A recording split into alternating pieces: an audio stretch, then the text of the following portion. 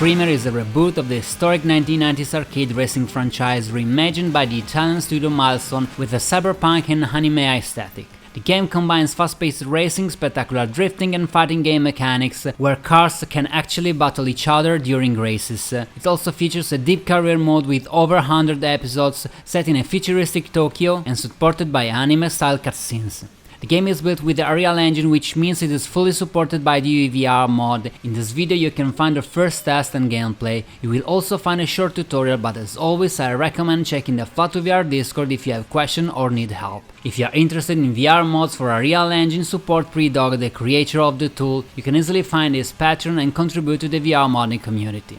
To make sure you can play Screamer as its best, download the latest UEVR nightly build. You can easily find it on Google. And if you are not very experienced, there are many tutorials about UEVR itself. However, here we will focus specifically on how to make Screamer work. Once you have downloaded UEVR, open the folder and launch the tool. If you are familiar with UEVR, you know that you normally find the game under the inject list. In this case it will not appear. To make it show up, you need to follow the same procedure used for Ride 6. Thanks to user S for sharing this method. I found this method in the Ride 6 topic on the Flat2VR Discord, and it has also been reposted in the Screamer thread. Follow these steps in order. Start by opening the local game files, find the file start protected game and replace it with the file provided here in the description or in the Flat2VR Discord. Go into the EasyAntiCheat folder, then open the certificates folder. Replace all 3 files in this folder with the files provided here in the description or in the Flat2VR Discord. Go back to the EasyAntiCheat folder and replace the file you can see here. In the EasyAntiCheat folder, open the Settings.json file using Notepad. Replace the product ID, sandbox ID and deployment ID with the following values. You can find them in the description here or in the Flat2VR Discord. Once replaced, make sure to save the file, close everything and start the game.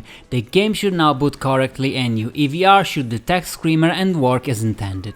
The game is designed to be played with an external camera, but in VR the internal perspective is much more immersive. By changing the camera setting you can enable the hood view, which is the only one that really works well in VR. There is no native option to play from inside the cockpit, and if you manually move the camera you will see the game assets rather than the actual car interiors. As happens in other racing games, reducing the world scale can make the experience feel like you are driving miniature racing cars, which can actually be very enjoyable. It really depends on personal preference, and even the standard camera might still feel good depending on your taste.